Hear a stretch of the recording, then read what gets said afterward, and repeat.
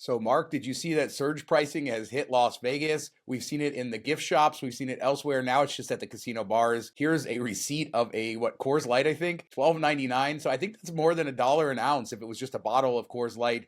What is the world coming to? I mean, that's pretty much the prices in Laughlin. I mean, on a on a Friday afternoon, so it's kind of expected. I mean, it does blow your mind a bit that there's not set prices, but for big events, you kind of expect it. New Year's Eve is one of those things that you're not surprised. But to change it like earlier in the day to later in the day, that seems kind of crazy. You think it'd be the whole day, but Vegas is in there reaching in your pocket everywhere they can. So it stinks. Hopefully you put a couple bucks in the machine and get it for free. That's the way, right? Yeah, it seems like ordering a drink now is like Russian roulette. You don't know what the price is going to be. And there's people that have confirmed that this is actually happening where they're just surge pricing. How long before they have like AI robots with cameras and they're analyzing your facial expressions and what you look like to determine how much they should charge you? Have you ever been to one of those like beer stock exchange places where depending on what people are ordering, they actually have like a ticker going across the top that shows prices going up or going down? At least that's like visible and upfront instead of just shady behind the scenes. In Vegas, Laughlin, everywhere, prices only go in one direction. You should know that. There's no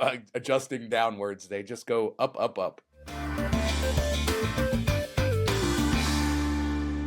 Mark, Fontainebleau's only been open a few weeks, and there's already a giant shakeup, a really big shakeup at the top. Michael Clifford, Senior Vice President of Casino Operations at Fontainebleau, has been fired or he's out. He's no longer working for the company. We don't quite know exactly what happened. There's a lot of theories, but I'm not going to speculate because we really have no idea. But it's not common for a casino to open and then fire basically the guy who runs the entire casino. I'm guessing that it's because he was the one in charge of trespassing Bob Dingo. So we're in the free Bob Dingo. No, it's just been kind of, you talked about it. Maybe it has something to do with people giving feedback that the hospitality isn't great, the service isn't great, it's a little bit rude, a little bit standoffish. Maybe that came from him. Maybe this is, feeding down from the top. We're just speculating at this point. It is weird that we've talked about that they didn't really do a good rollout and priming the location and giving people access and kind of like building it up like you saw with Durango and how packed Durango was. And I know Fontainebleau was really busy the first night, but what was it like on the Tuesday after, the Wednesday? We've heard Durango's been super busy, so it's weird. It's not a good sign. And somebody commented on Twitter like it reminds them of Resorts World, and that kind of does give you the same vibes of them doing a shakeup early on. Yeah, Resorts World firing their president, the guy with the vision behind it after less than 2 years. That seemed to be because of some other stuff happening with that taco joint, and we don't really know all of the details, but there was a lot of, I don't want to say shady, but perhaps shady things going on there. Fontainebleau, I mean, it's just surprising to see it happen so soon. What could you have done? It had to be something serious for this to happen. I mean, this is somebody they brought on board a long time ago. He was behind the vision, getting the whole place opened. And something had to have happened. There are some people speculating that they lost too much money to the whales that they brought in early on. Other people saying that status match that lasted a day cost them too much money. I don't think that that's what you're going to fire the guy you're running your casino for. But it had to be something huge, and we'll probably never know what it was. Yeah, $100 dinner. I mean, Caesars did that for years and years and years, and nobody did anything about it, So I doubt that would be it. It only lasted a day. What are we talking, like tops 50 grand? I mean, if that's a problem in Vegas, then you're not doing it right. So I have to imagine it was something with feedback, or maybe he overstepped a boundary somewhere. Who knows? It just seems like it's so early on, 3 weeks in, 2 weeks in, to make a decision. Maybe the numbers are drastically bad compared to what they expected. I don't know. It's kind of crazy. I wish we would know, but we'll never find out. And comment in that thread was whoever built that parking structure should have been fired 17 days ago, and I thought that was pretty hilarious. It looks horrible. Yeah, it's been a comment from a lot of people. I experienced it on opening day when it wasn't that busy, and then leaving when it was busier. It is bad. I mean, this parking garage, if you don't know, it was built in a very specific way because the Turnberry Towers, condo towers, are right behind it, so they had to enclose it and do other things, and it was built back when the property was built, 15 years ago. And I wonder if they made any effort to rearrange the parking, because the way cars come in and out, it's very inefficient. All the employees park in that garage too on the upper levels, and it's a mess. So I don't know how they fix it. Anytime there's going to be a lot of cars coming in and out at once, it's just going to be bad. And it was just a bad setup. So maybe they were stuck with it from before. You would have thought maybe they could have come up with a way to redo it. But yeah, it's an ugly situation parking at Fontainebleau when it's busy. and everybody's complaining about it. Yeah, I mean, if you're building this property and spending all this money, blow it up and start from scratch if it's that bad. Like, you have the engineers and architects had to have realized that this was going to be a problem. And, that would be a deterrent for me if I'm a local and I'm driving and I know that I might get, people said they got stuck in there for 55 minutes. There's nothing more annoying than being stuck in a parking garage. And that's just normal operations. Like, it's not a big concert or anything. I always leave sporting events a little early because I get annoyed when you get stuck after that. And that's understandable because it's, 60, 70,000 people all leaving at once. Where this is not that many people, a couple hundred trying to leave the parking structure at once, maybe 1,000. And you're having this type of issue, that's terrible. So maybe just park next door at Sahara. They have free parking. You can walk over, but just don't stay there. Or if you stay there, be aware of this new fee that they have. And it's like a cruise ship. So on cruise ships, they charge you daily gratuities for the housekeepers, for basically everybody you come in contact with. You can remove them, but not really something you should probably do. So they're semi-mandatory, and it looks like Sahara is doing that. Somebody posted on Twitter a picture of a sign there showing they're adding mandatory gratuities for housekeeping on your room if you stay at Sahara. Maybe this is their way of pleasing, a big part of their workforce and not getting, a negotiation going or something along those lines. I don't know. It just seems strange to tack on this fee and make it mandatory for people. You're already charging record highs for room rates across Vegas, and then you're just tacking on this extra little fee that's going to annoy people and cause a bad experience. Bill the room rate a little bit more, add it in there, and pay your people more per hour and call it a day. I wonder if this is going to spread to other casinos and other hotels in Vegas. Again, this is common in the cruise ship industry, but I've never really seen it on the hotel side. I'm sure there's other land-based hotels that have done it that we are aware of, but I don't think so in Vegas. And yeah, this is a whole change, and people hate resort fees. Is this the next thing? You're gonna have your resort fee and your tips. I think you should tip housekeepers anyway, but I don't think that we should have it mandatory on the bill. Putting mandatory things that didn't exist before, it's never good for the customer. It doesn't seem like. Call me skeptical, but I doubt all this money makes it into the maid's pocket anyway. So Mark, you sent me this hoodie that you could have won. Now, it was last year. This promotion ended at the end of the year, so we're too late. But Sahara was giving away this really cool hoodie if you earned a certain amount of points. Yeah, I noticed it. People were posting, a couple people grabbed it, and I don't think, and we probably should have noticed this before and brought it up on the show. So apologies for that, but it looks awesome, and I'm going to keep my eye open to see if it comes back because I definitely want one. Yeah, I love the camels. I want one too. I didn't notice it before you sent it to me. I didn't see this anywhere. So yeah, hopefully people got them. They're wearing them around town, and we get a chance to go get one because they look great. MGM Grand just unveiled their new rooms, or Las Vegas locally posted pictures of them. We didn't know that MGM Grand was renovating their rooms right now. They just renovated their studio tower, which is their former West Tower, and that's the old Marina Hotel. And those rooms are smaller. They were always less nice, and they renovated those in 2022 with that sort of red desert motif look. Horrible. But these are the main tower rooms, and they look very different, very modern. Now, the pictures that we have are wide angle, so it kind of makes the rooms seem bigger than they are, but they're a decent size, and I like the modern vibes there. I mean, it's just another modern hotel room on the Strip, of which we have many, though. Yeah, I will say this one's a little bit different. They seem to bring in darker tones, darker woods, darker countertops, which I like. It's a little bit different than just the breezy, airy, light, ocean feel that we're seeing everywhere, and the light blues and off grays and stuff. So I like that they did something a bit different. I like the carpet. It looks really nice. Compared to last year, it's a slam dunk. I mean, the stuff they did in the other tower is just hideous, and I can't stand it. And it's like worse than Virgin's desert motif. I don't know what they were thinking there. Yeah, I mean, I think the red desert motif of that other tower, the old West Tower, is, take it or leave it. Some people probably like it. Those rooms, like you said, they're very old and basic, and I think they're more limited in what they have to work with. These main rooms, I agree, they look great. The carpet looks fantastic. I love the carpet, and I'm very excited about that. The rooms at MGM Grand, I think, were renovated only maybe 10, 12 years ago, and they were very dark, and they definitely didn't fit in with modern vibes of room design. And like you said, maybe they're keeping some of that darkness, but adding the light and making it feel modern. I think they look great. I mean, I don't have any real nitpicks here. I like them. It looks like a great modern hotel room. And MGM Grand, I feel like, has lost some of its character, some of its identity over the years. You know, it opened as a very family-friendly place, then they changed to the city of entertainment. And I don't know, over the years, if you ask people,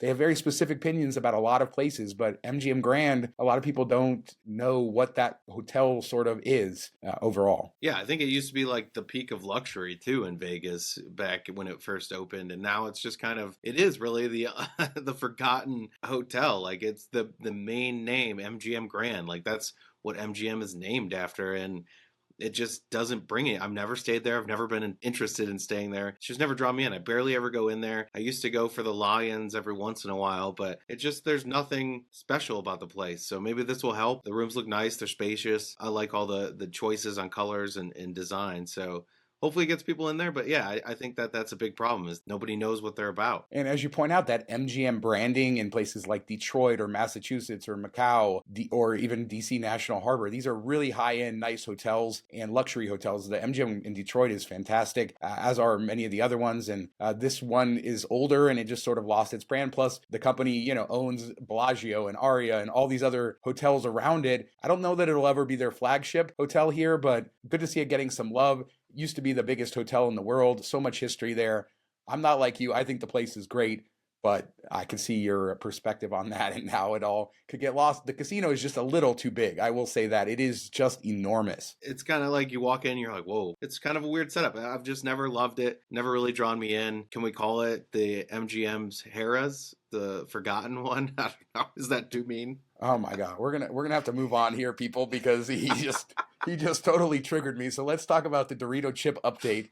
Everybody was wondering, and we got the news that they are finally actually making it a full chip on the side of Luxor. I know everybody out there was wondering if this was the case. I think it looks much better as a full chip. Thanks to Tim and Matt Travel for tagging us in that and showing us that Super Bowl advertisements going up all around town. So it's only going to get worse. As we get closer to the game, you're going to get more of these ads, but hopefully they'll go away after the big game. I mean, Vegas is just one big billboard these days. No, it looks cool. It actually looks like a chip, so it makes sense why they would do Doritos. I like the nacho cheese landing strip myself. I was okay with that, but you got to wrap the whole thing. It makes a lot of sense, but I'll be glad when it's gone. As a reminder, our Patreon is now going, patreon.com/MTM Vegas. We do a weekly after show. You can watch it, listen to it. $5 a month gets you access. Thanks for everybody who supports us over there. So New Year's Eve did happen, and I think they estimated 400,000 people showed up to the Las Vegas Strip. There was a shooting in the morning at the MGM Signature. A guy was shooting off his balcony. It caused a huge response. Thankfully, nobody was hurt, and they were able to arrest the guy. And that seemed like the biggest sort of drama of New Year's Eve. Everything went off without a hitch. A lot of great fireworks from 9 different Strip hotels. This was our first New Year's Eve with the Sphere, and it did countdowns for like every market. So it was kind of cool. Like for New York, they had the Rockettes up there. And then, of course, when 2024 came, the Sphere had its little face with its 2024 glasses. Everything went well. Vegas did New Year's Eve. But, Mark, I was watching shows from other places like Hong Kong, and we still have some work to do on getting the best fireworks show in the world. Yeah, I think Dubai really did a great job with their tower. That was pretty cool. And I think Vegas could do something like that. It's just kind of, I feel like they've done the same thing for a long time, and maybe they need to switch it up. I don't know if they can. You know, with how many buildings are all around it, where you look at the Dubai one, it's kind of standalone. You know, it's more difficult to work. And I saw some views from Legacy Club. I still think that might be like the best place to watch the fireworks. You get downtown's fireworks, you get views of the Strip's fireworks. It was kind of cool and a great atmosphere. I know we both have been in there and loved it. I think that'd be a place I'd go if I was going to be there for New Year's Eve. Yeah, and these fireworks shows, they've been going on for a while as far as putting them on multiple hotels. We are hoping maybe we get more drone shows in the future and they can expand it. But just watching all the fireworks shows around the world, a lot to compete with. Vegas definitely takes its stage as a premier New Year's Eve destination, and everything went great. Like I said on our Patreon show, I hope to get down there next year to do it one more time before I'm too old to deal with the masses out on the Strip. Yeah, maybe we'll do it together. I've never been. I've always wanted to go, so let's hit that up. Speaking of old, an old-timer Las Vegan has died. Shecky Greene died at 97. And I say old because this guy started performing at the New Frontier Hotel in 1954. He's as Vegas as it gets. He performed all the way through 2011. He was performing at the South Point. I remember him just being a staple everywhere. He even performed, I think, with Elvis the first time Elvis came at the New Frontier Hotel back in the 50s. opened for Frank Sinatra. This is how far back he goes, and he passed away. Just a legend in Las Vegas and a great performer, a great member of the community. He still lived here until the day he died. Yeah, I didn't know much about him because he was a bit before my time when I got into Vegas and all that, but I read the article and so many cool things, like would still go to breakfast in the area and maybe do a mini stand up there, and him talking about when Elvis first came in, he didn't know who he was, and it was like a western town with people riding horses through through town and coming into the casinos. And then after Elvis came in, people started dressing up, and it kind of went into that era where it became something more along the lines of what we see now. And nobody probably has better stories of Vegas, seeing it from the beginning till, you know, the end of where we're at now, which is pretty crazy. Yeah, we had Paul Anka perform at Fontainebleau when it opened. There's not many of these legends from that era left. They're all, you know, leaving us, and just what an era, what a history Las Vegas has. And I've said, like, if I could have a time machine, that's one of the things I would love to do. Go see that era, go to those lounge acts, you know, of course the Rat Pack, but there were so many other amazing performers that were here and doing great comedy and just those sorts of acts of that era. But Wayne Newton, as a reminder, he's still going strong. So go see him at the Flamingo. We talked about his show a few weeks ago, and you can still see that piece of history going. It's not going to be forever. You know, he's supposed to be getting an award in April, and they're still going to do it. But, like, why are we waiting so long to do these things? Let's give it to these people, you know, earlier. Don't wait till they're in their 90s to do it. You know, they could have done it back in 2015. Celebrate the people when they're still with us so they get to be a part of it. One last thing, he was supposed to get that award at Fontainebleau, and he opened for Frank Sinatra at the original Fontainebleau when it opened in 1954. Sort of nuts, the tie-ins here and the history, and rest in peace, Shecky Greene.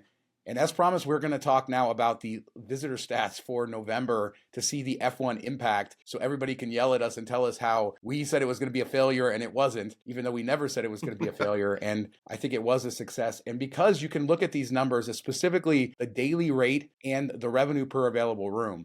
So the average daily rate is self-explanatory, right? It's the average rate of hotel rooms.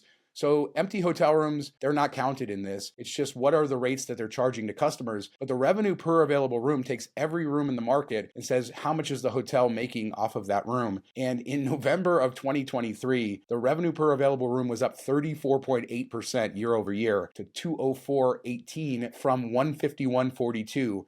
In other words, in November, every single one of the 150,000 plus hotel rooms made $52.76 per night more. That's a big change. It's crazy to see year over year that kind of increase and $200. And I know November is usually a slower month. It was kind of on par with October, the RevPAR. So not like the biggest month ever, but maybe the biggest November ever. So you kind of have to look at it that way. But also just looking at the RevPAR for this year compared to last year is nuts. Like the beginning of the year, way up, all the way through, maybe one month touched. And then you look at 2019 before the pandemic, it's a huge, massive increase, which we haven't seen that type of increase, you know, on the earnings side of things for us individually. And I know we've said this many times, but it still just blows my mind to see that difference of what they're charging per room when nothing's really changed for the better, you know, for us as the consumer. Not the experience. It's not like they brought in all this new stuff for us to do that they're charging more or that we're making all this more money. So Vegas is here to stay, but it just still, I don't understand it. Somebody has to explain it to me. Yeah, people are spending money, as you said. And what's interesting is visitor volume was only up 0.8%. So we saw, you know, a lot of places empty. A lot of people didn't visit before the race. And I do think that definitely had an impact on visitors because convention attendance was up 2.7%. So if you subtract out the convention people, then you're actually negative for tourism and those types of visitors. But when they're spending these crazy amounts of money, it's really insane. And this, people say Vegas is dead, or why are people investing in new casinos in Vegas? Well, this is why, as you point out, if you look at the numbers over the last 4 or 5 years, people are spending more and more than ever. These hotels are more profitable than ever. It's not just the casinos. It's not just the ancillary spending. The hotels themselves are making tons of money. These properties are making tons of money. And as you said, people are, I don't know where they're coming up with all the money, but yeah, it is. I mean, Vegas wasn't cheap before. I mean, it's basically been a 30-year slide from being a value destination into a luxury destination. And it's been a big transition, but these last couple of years, it's just like supercharged with the prices. Yeah, it's great. And it's not just the rooms, like we just talked about $12 beers and stuff like that. Like everything's a bit more expensive, but people just love it that much, or they're, you know, willing to overlook it at least. And it's kind of crazy. And this does see why you're building new towers and stuff, because before, the rooms used to be an afterthought. They wouldn't make really any money off of it. Maybe they cover their costs. But now it's actually like a profit driver. And I would say that the casinos that got good stays during F1, maybe the numbers aren't like astronomically increased because it's about the same amount of people throughout the month, but you're getting way better rates. So that's a better profitable. Your cost is going to be the same during that period, but you're getting more dollars per night, per room. For them, this is a huge win, I think. And then if you look towards next year, if they can make these tweaks to kind of help the lower end businesses and bring in the rest of those people who didn't come, now you're talking about gangbusters and really filling up the city and maximizing revenue. So that's got to be their, I guess, goal going forward. And if they can pull that off, you're talking truly a success. But I don't see any way you look at this and say it was a failure. There's people still saying, well, it cost too much for the construction and the time. And I mean, this was what they wanted as an event. I don't know what the economic impact was. It definitely wasn't 1.4 billion as you crack these numbers, but it was significant, and it was a success for what they were trying to do, even though, there's lots of businesses who hurt. So that's the nuanced thing. I mean, I don't know why people are so dead set to say it was terrible or it was the best thing ever. Yeah, I think, the truth of it is the people that make the decisions, the people that drive this stuff are the big casinos, the big conglomerates, and they made out. So they're going to keep this going because they're the ones that matter. They don't care about us peons. They don't really care about the small businesses. It's sad to say, and maybe they take this as, hey, F1 week, we're going to close up and just give everybody a vacation and much needed break. Maybe there's a silver lining there for it. I'd probably go one more year, see how it plays out. Maybe they just need to shut down during that time. It doesn't make sense to stay open. But if your hope is that the future of Las Vegas is on the low end, going back to value conscious traveling, I don't think that's happening based on these numbers, based on everything we've seen over the last few years. And let us know what you guys think down in the comments about these stats, about the new rooms at MGM Grand, Fontainebleau Shakeup, Shecky Greene. Hit us up there. We do 2 shows a week, Tuesdays and Fridays, and we'll be back in just a couple days with another show. Thanks so much for watching. Happy New Year. Talk to you next time. Happy New Year. Have a good week, everybody.